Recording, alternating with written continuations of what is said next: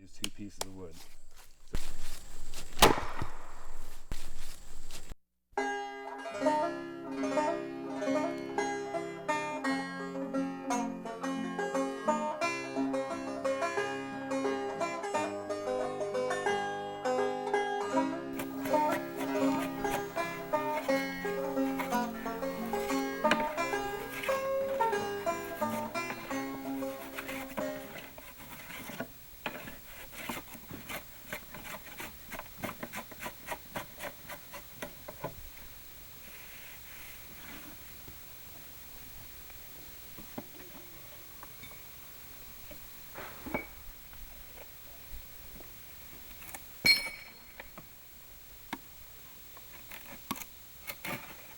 It gives you a little bit more appreciation for the people who came here and settled, to realize what hard work it was to come in and build a house and put a roof on it just using the tools you've got and the materials you've got.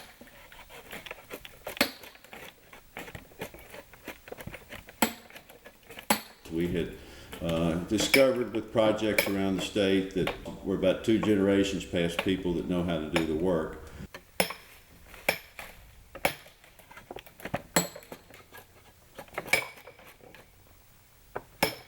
The property that the Pine Mountain Settlement School was built on was donated by a Mr. Creech. After he died, the school was aware that one of his early houses that he had built somewhere in the 1850s, that he had left in the 1870s, was still standing not too far from the school. This is about 1925. So to honor Mr. Creech, they moved this little cabin, little one-room cabin, to the school and set it back up and roofed it, and it's known as the Creech Cabin.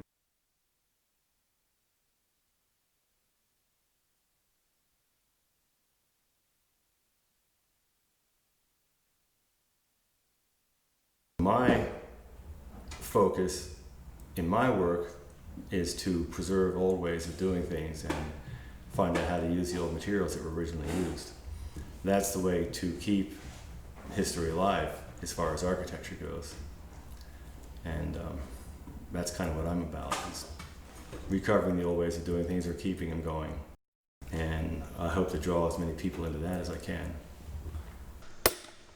Well, first thing we look for is the species of wood. And for that, we look to history. We look to see what was used in the past. And around here, the most popular roofing material seems to have been white oak. Up home in Pennsylvania, red oak was more popular. I'm not sure why that is. Red oak's a little easier to work, but I think white oak is pretty abundant down here, and that might be the reason they use it more.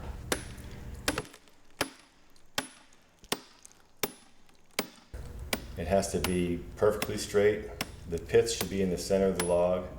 It has to have grown straight up. You can't have any twist in it, and oak frequently does have a twist in it. And can't have any knots or big branches in it. The bark will help you read a tree. If the pattern of the bark has a spiral in it or has waves in it, then it belies either a twist or a knot underneath. But sometimes the bark will look straight, but it'll still have a twist in it. If you can peel some of the bark off and look at the grain of the actual wood, that'll tell you which way it's going to go. You'll see a twist or a defect in it then.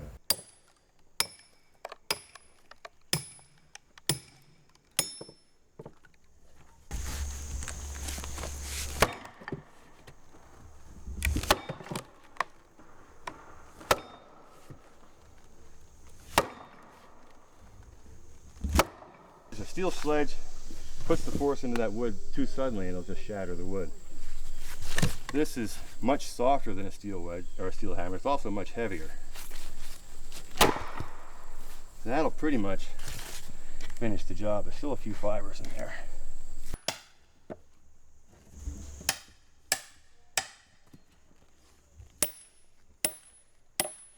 And that'll make that crack run straight.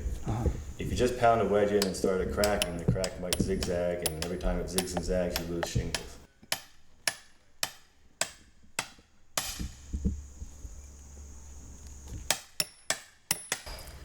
So you want green wood, greener the better.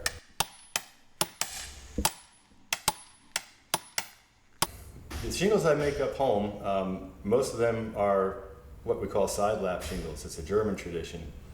And we find that the shortest ones we found are 24 inches. The longest ones we found are 4 feet.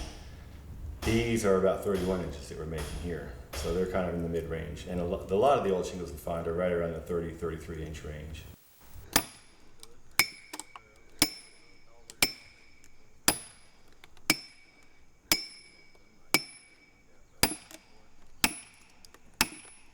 Each time you split it, from the first to the last, you split it as exactly in half as you can. When you get it to about 1/16 with wedges, then you can take it to the riving brake. And you put it in the riving brake and use a froe and a hickory mallet to split it down into shingles. And usually from there you split it 2, maybe 3 more times. And the smaller the pieces get, the thinner the pieces get, the more critical it is to split them exactly in half.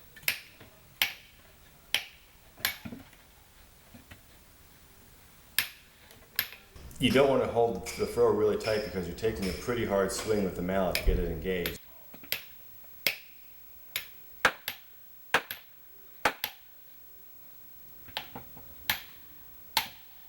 There's lots of technique, and it takes a while to learn it, but the folks I'm working with here are learning it pretty quickly.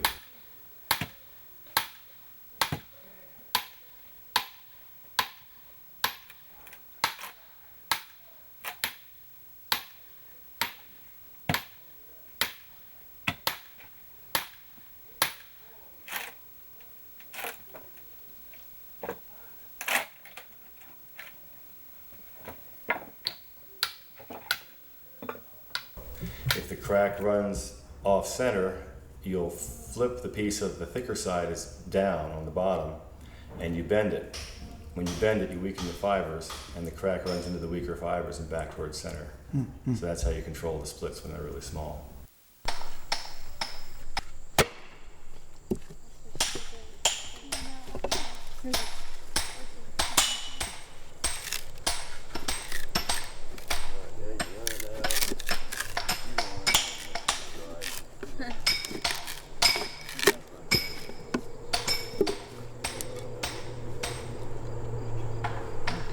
Ready for drawing, I think. Final step is you want to take any high spots off the shingle and you want to make them pretty flat.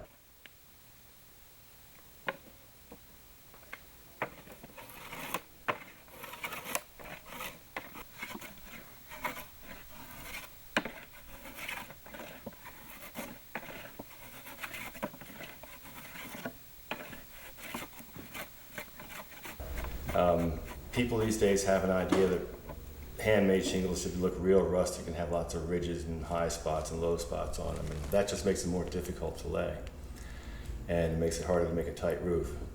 So you want to take your draw knife on them and clamp them in the shaving horse and dress off the high spots. It also gives you an opportunity to trim off any sapwood that you might have left on. And in oak it's almost white, where the rest of the wood is kind of reddish brown. And that wood is not fully formed, so it's very prone to bug damage and rot. We don't want it on the roof, so we take that off.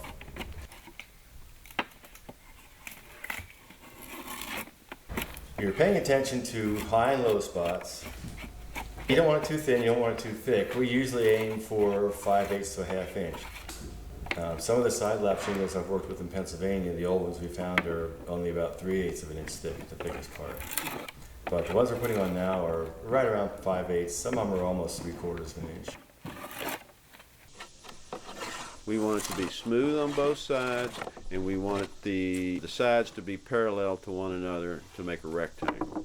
Trying to get them as uniform as possible so they'll fit smoothly, be smooth on top, the water will flow off of them, and they'll be snug against one another.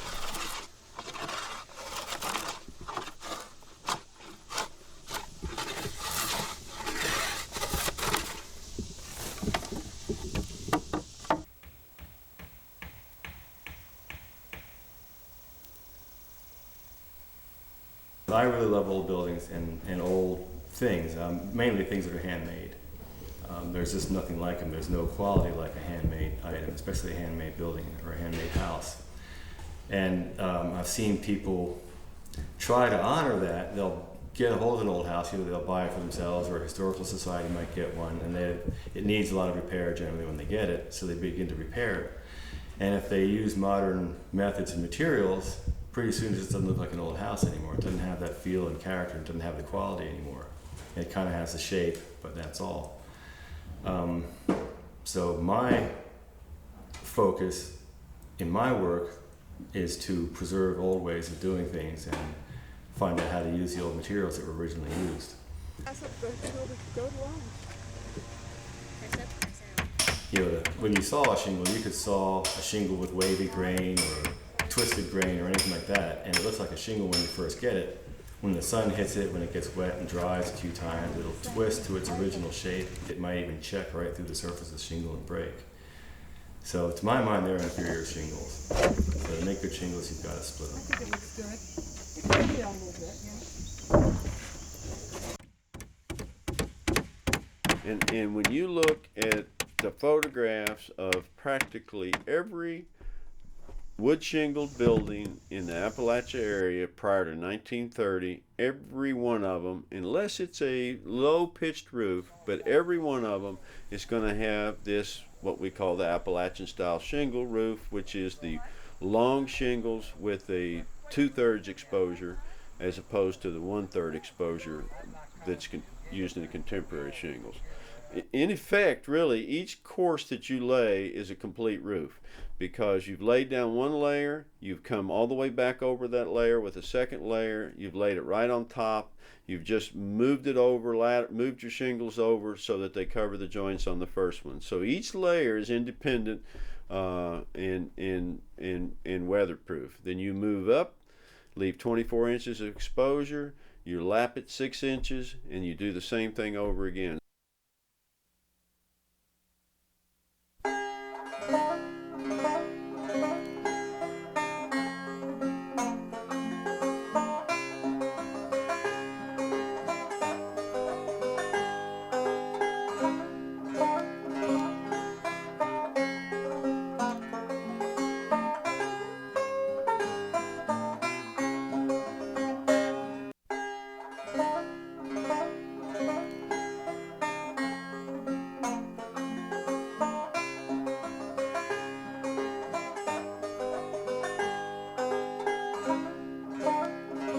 And I see that these log buildings, these shingles that we make, you look at them and the handmade quality is something that I think just touches the heart.